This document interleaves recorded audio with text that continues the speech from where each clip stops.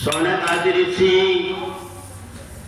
सूत जी से कहते हैं, गुरुदेव आपने ये बताया कि प्रत्येक व्यक्ति को राधे को दे देना समय का इंतजार करना चाहिए, क्योंकि समय कभी किसी का इंतजार नहीं करता।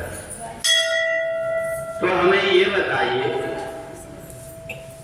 कि हमने ऐसा सुना है कि लक्ष्मी और दरिद्रता ये दो बहनें हैं। लक्ष्मी का तो आपने बता दिया, भगवान नारायण के साथ में विवाह हुआ, परंतु ये दरिद्रता कहाँ गई? सूत जी कहते हैं कि हे ऋषियों, जो व्यक्ति समय का पाबंद नहीं होता, जिस व्यक्ति को किसी भी प्रकार से साफ सफाई से संबंध न रख करके दरिद्रता का जीवन जीता है, उससे हर व्यक्ति दूर छिटकना चाहता है। अगर हम समय का इंतजार नहीं करते और 2 मिनट लेट अगर हो गए तो ट्रेन छूट गई, इसके बाद में हाथ मलते हुए वापस आना पड़ता है। कई बार तो ऐसा भी होता है, गाड़ी छूटने वाली होती है और व्यक्ति चढ़ नहीं पाता, नीचे गिर जाता है। इसलिए जो व्यक्ति समय का पाबंद होता है वह व्यक्ति जीवन में सफलता को प्राप्त करता है, और साथ साथ में उसका आचरण व्यवहार ऐसा हो कि उस आचरण और व्यवहार से दूसरे लोग भी प्रसन्न रहे। सारे रत्नों को ले लेकर के अच्छाई थी उनमें, इसलिए सब कोई अपने अपने को चले गए।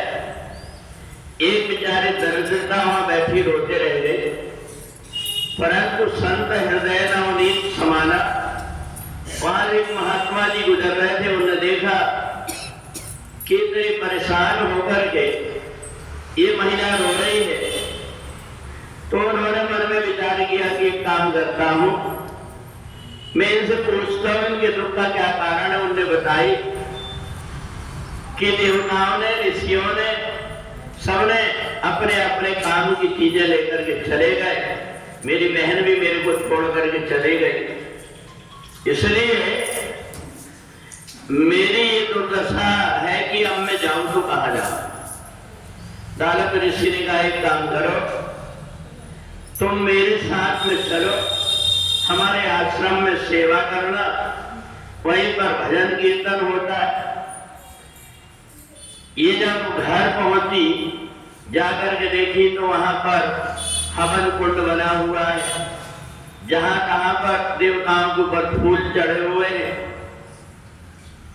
दालक ऋषि ने कहा, देवी तुम एक काम करना, जल ला करके इन देवताओं की मूर्तियों को स्नान करा देना, इनके ऊपर चंदन कुमकुम लगा करके फूल चढ़ा देना, और धूप लगा करके और इनको दीपक रख करके आरती उतार देना। दरिद्रता ने कहा, सुनो महाराज, आपने मेरे को लेकर के आ गए, ये बात तो ठीक, परंतु मैं 9 बजे तक के सो करके उठती और घर का एक काम धंधा मेरे से नहीं होता। महात्मा जी ने कहा, मैं तो बड़ी मुसीबत में पड़ गया, अब मैं लेकर के तो आ गया। अब मैंने थोड़े दिन में अपना नाटक शुरू की। ये रोज रोज सुबह से उठने का काम मेरे से नहीं होता, ये काम मेरे से नहीं होता। अगरबत्ती का धुआं यहाँ मत लगाओ, मेरे को सुगंध आती है, मेरे को अच्छा नहीं लगता। हवन करने लगे गए, हवन का धुआं नहीं, पानी ले जाकर के डाल करके वो जाते।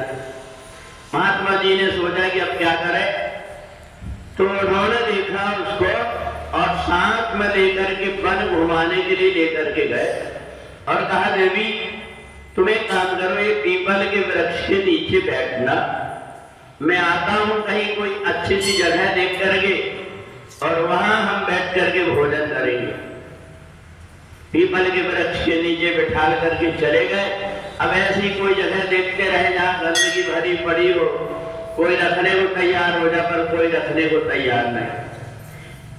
अब इधर ये देखते देखते इसको पूरा शाम हो गई, परंतु वो लौट करके नहीं आए।